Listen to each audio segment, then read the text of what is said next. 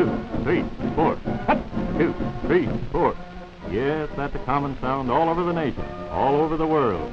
The marching cadence of Uncle Sam's fighting men. This is a brief account of one unique group of them. Americans with Japanese faces and Japanese names. Yamamoto, Tanaka, Kanazawa, Sato. They're members of the Japanese-American Combat Team, formed by special order of the Secretary of War early in 1943, made up entirely of volunteers. Some of this select group is from Hawaii. The rest are from the mainland. Many of them volunteered to fight when they were behind the barbed wire enclosures of relocation centers, where they had been moved in 1942, soon after the outbreak of war. They volunteered to fight for the land of their birth, the adopted land of their parents. The Hawaiian boys gave the combat team a motto, "Go for broke." It's a gambler's term. It means shoot the works, go all out, do or die, go for broke. These pictures show the Japanese-American combat team in training, some of them after only a few days in uniform. But already they have the spirit of go for broke. These boys look like tough fighters. Aren't you glad they're on our side? Learning how to use a bayonet and a rifle is part of the primary training of almost every soldier, especially an infantryman. Along with it, he learns how to throw a hand grenade and how to protect himself against gas. In a gas mask, all American soldiers look alike. Then, more advanced training. This crew of a 37mm gun is hitting the keynote of the American Army. Teamwork, coordination, instant response to commands. Drill, drill, drill, always under the critical eye of an experienced instructor, until every move is as instinctive as breathing, and every piece of equipment is as familiar to each man as, well, as familiar as the picture of his best girl. These men are getting acquainted with a machine gun, about the first gun they've actually fired. They start on an older model, but it uses real bullets and makes plenty of noise. One crew takes the gun while the rest of the company watches, then change positions. Every man knows every job in the crew. Gunner, number 2 man, and the observer back there by the stump. Advancing across an open field. Field training is one step closer to readiness for actual combat. This infantryman and his buddies carry their own weed patch camouflage on their helmets. The artillery, too, moves out on a field problem, the men riding in troop-carrying trucks. The caissons don't go rolling along anymore, for the ammunition rides in the trucks with the men. Those howitzers behind the trucks are full of destruction, and these Nisei, as this group of Americans is called, are learning how to use them. The engineers are learning about camouflage, and they resort to piggyback to drape the camouflage net. The anti-aircraft guns are camouflaged too. This is only in practice, but one of these times, these American soldiers may be bringing their gun to bear on an enemy plane. Digging an emplacement for a 37mm field gun and doing it in a hurry. And still more camouflage so the gun will be concealed. And then the gun goes into position, ready for use. Every man knows his job and all the other positions in the gun crew. And he's learned it by putting out just a little more than he had to. And the machine gunners have graduated to a big 50 caliber machine gun. Powerful, hard-hitting, yet easily moved by its crew and thrown into action in a hurry. The engineers start out for a field problem, in this case, a river crossing. That's why they use the amphibious jeeps, which travel in water as well as on the land, and the ordinary jeeps, which can do almost anything but swim. There's a tradition of the Army engineers that they are the first to arrive and the last to leave any scene of battle, and the combat team has its own unit of engineers. And there's one of the amphibious jeeps in the water. The men are on a reconnaissance mission to study the river, the speed of the current, the depth of the water, and to locate a spot on the opposite side where an anchor can be established. The reconnaissance crew returns now with its data gathered in a hurry thanks to the equipment they had available to use. They make their reports. The crews are already organized. The orders are given. And now watch these boys go into action. There's no time wasted and no lost motion. Stakes and ropes were set for the anchor on the near shore, but it's taken some training for them to know just which stakes and which ropes go together, and where, and why. A rubber boat carries a detail across the river to establish an anchor for the bridge on the opposite shore.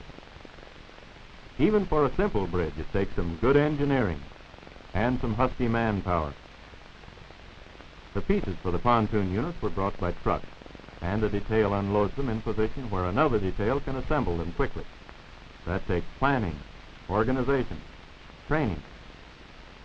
Pieces assembled, it goes into the water, and section by section, the bridge grows across the river, one and another and then another. The men work only in the shallows near the shore, and the bridge floats over the deeper channel. The sections lashed firmly to make a sturdy crossing. In only a few minutes, it reaches the opposite shore. And when it's done, the fighting engineers take up their rifles and cross to hold the bridgehead. Oh, the double quick is too slow for these boys. They move at a dead run, up the hill, deploying through the woodlands. If they ever have occasion to fight in jungles, they'll be ready for it as a result of their training at Camp Shelby, Mississippi. The officer receiving the message here is one of the highest-ranking Nisei officers in the combat team. He's a captain, commanding officer of the engineers. He's a good engineer and a good soldier. Just in case the enemy should counterattack, it's the engineer's job to help stop them. One way to stop a tank attack is to drop trees in the path, and the quickest way to drop a tree is to blast it down, as these engineers are doing, using a belt of TNT around the trunk, under the instruction of a Nisei sergeant. And then a wire to connect with the detonator. One for the money, and down goes the tree. It's important to know how to destroy a roadway that the enemy might want to use. And the engineers set a charge of dynamite, a big charge. Then they withdraw some distance and group around the instructor. Watch the man at the instructor's feet. He sets off the charge. Ready? And there it goes. Another means of slowing down the enemy. And now, down in the crater for a close view of what the explosion did, and that's the way it happened.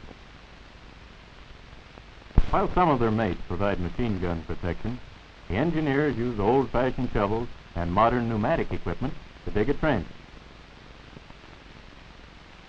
And then the obstacle course, over the poles, and down into the big ditch and up on the opposite side.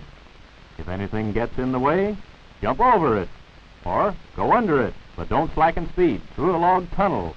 Ouch! That's a fiber helmet, not a steel one, but he'll keep his head down after this, because that log might just as well have been a bullet.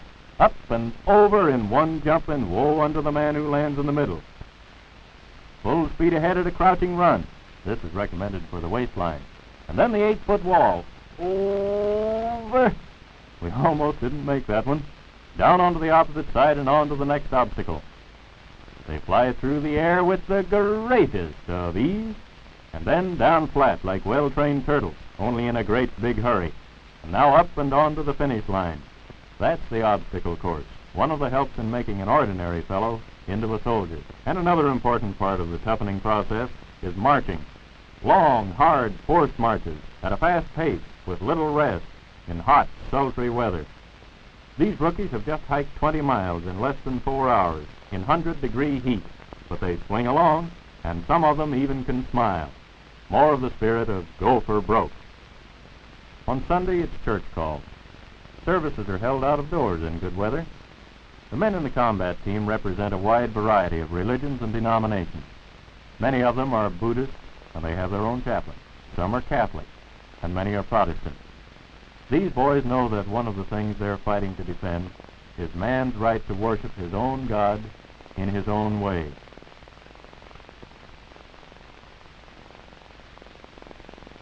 It's the end of the day at Camp Shelby, and the combat team forms for retreat, with the colors presented to the honor company.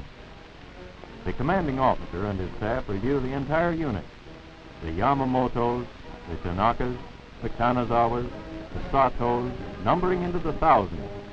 The boys with Japanese names, Japanese faces, but with minds, hearts, and spirits that are enthusiastically, earnestly American. They're trained to make their contributions to victory for democracy and all that democracy means. Tolerance, freedom, and equal opportunity regardless of race or ancestry. To be amply ready to achieve this victory, in their training and in any combat action which they may see later, they'll spare nothing. They live their motto, go for broke.